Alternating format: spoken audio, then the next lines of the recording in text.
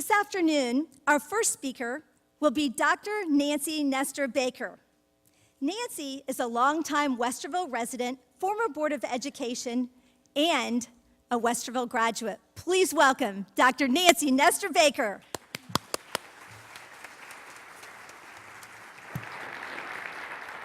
Thank you, Michelle. I'm so glad to be here. It's delightful to come and talk with you about innovation. You know, the thing about innovation is that it isn't always about the next big reform idea or the next giant, huge how-to project. Oftentimes, it's about looking at the things that we already do and then thinking about that, oh, I didn't realize that, about stuff that's very familiar to us. Partnerships are like that. We toss the word around a lot. We're always forming a partnership, or we're working with our partners, or we're being good partners with the community or with a university, or with ourselves, or with parents or students.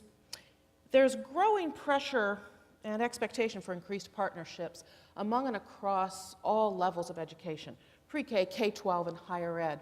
A lot of the reason for that is because the challenges in the education pipeline are far beyond the ability of one entity to actually deal with them.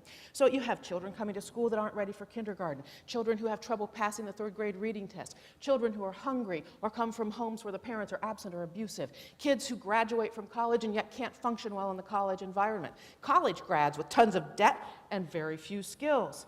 It's beyond one level to take care of. Another reason is because there simply aren't enough people and there aren't enough dollars to deal with us all working in parallel tracks. So we're all becoming this giant Venn diagram.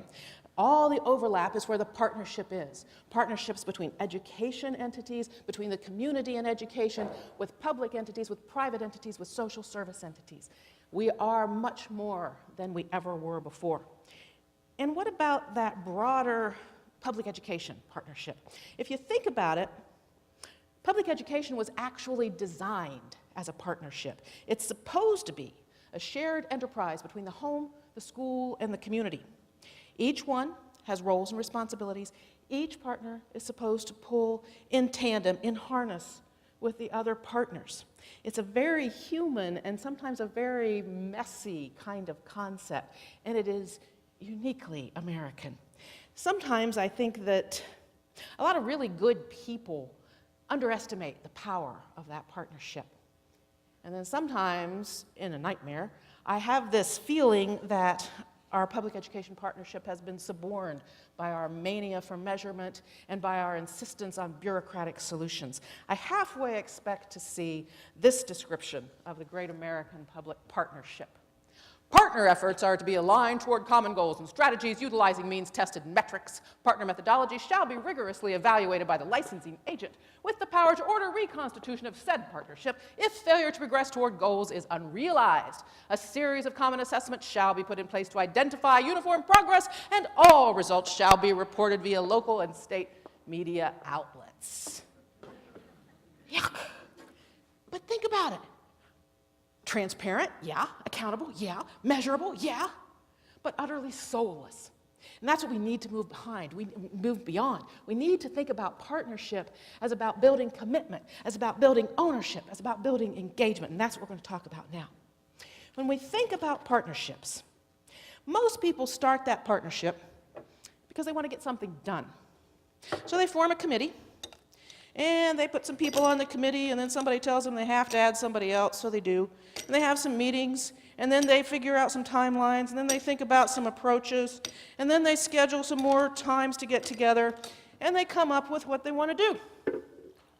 That's what most partnerships are like.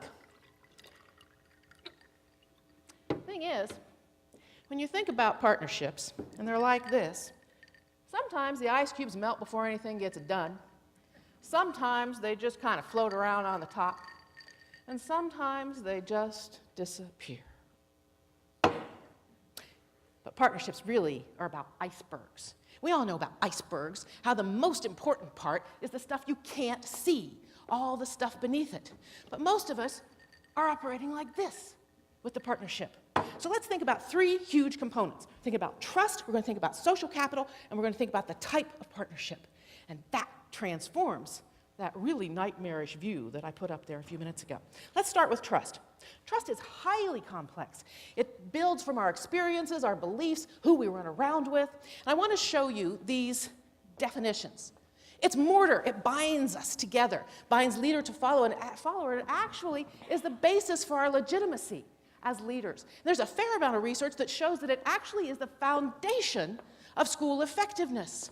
And it's that remarkably effective lubricant that makes organizations go. So you can't see it and you can't touch it, and yet it holds so much together and makes stuff really move well. If you really look at trust, you find out that it has 7 major pieces. And I am not going to read all those to you or quiz you on them at the end, but a lot of it is what we think about: competence, honesty, and openness. But when you look at it, you'll see that when we look at trust relationships, like partnerships, there's a lot of risk involved. Risk about your own vulnerability. Risk about worrying that you will be exploited or taken advantage of by your fellow partners.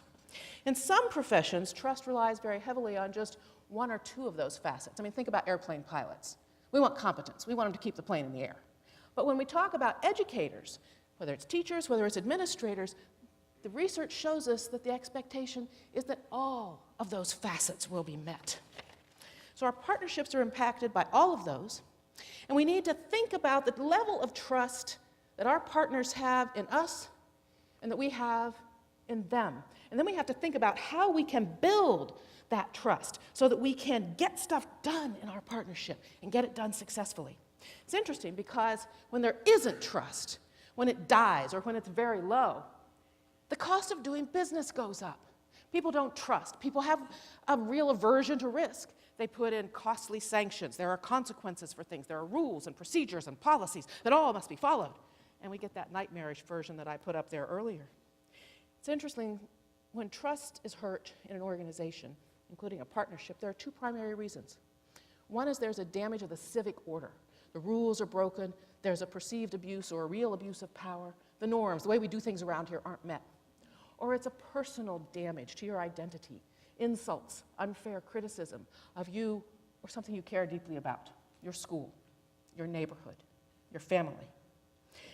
Without trust, you can pretty much watch your partnerships melt.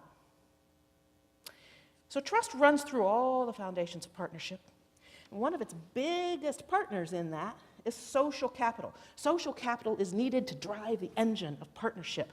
Now there are lots of grand, oh, I forgot that part. Back up. I want you to have this lesson.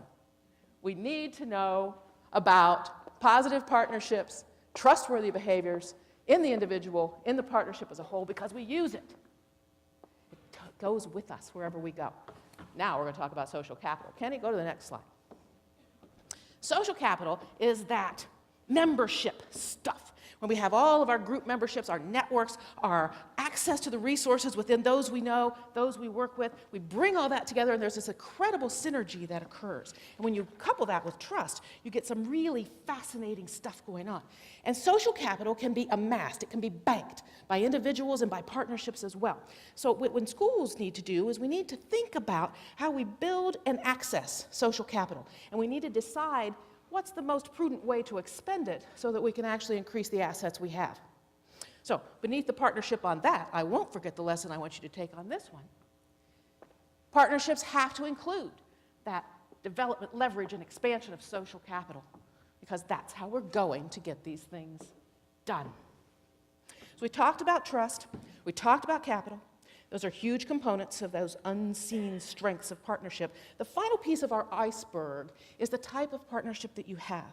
When you boil it down, there are really only 3 types of partnerships in organizations, in partnerships.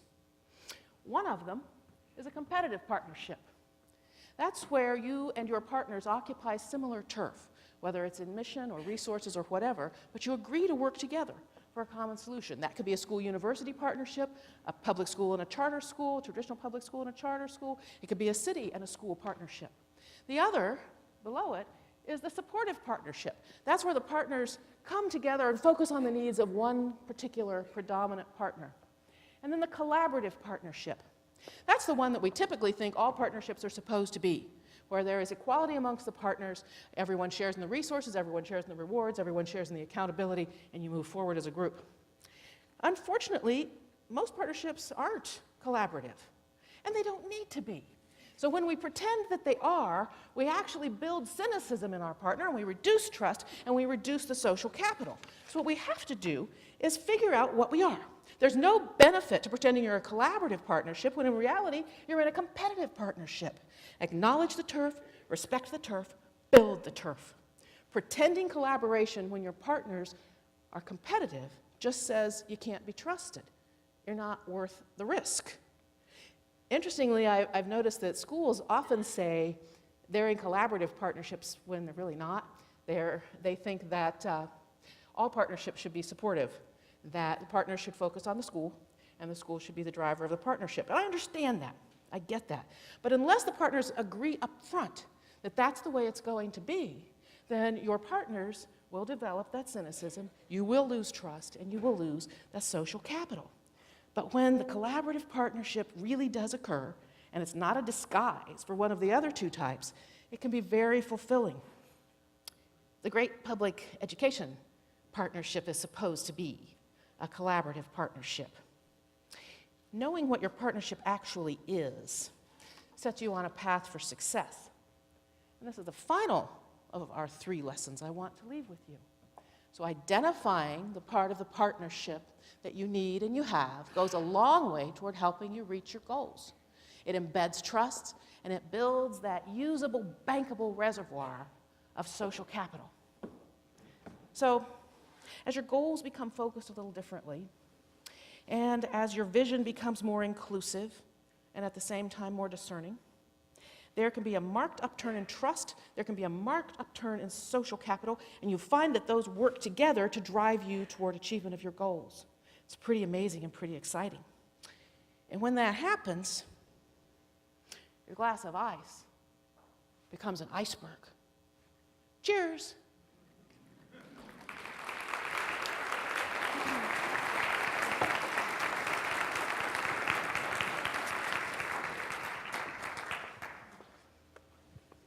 Gift basket number 2 from 31 Gifts, Your Way Rectangle Organizer, and a Mega Mat picnic basket goes to Seth Bumgardner. Congratulations, Seth. If you could please stand.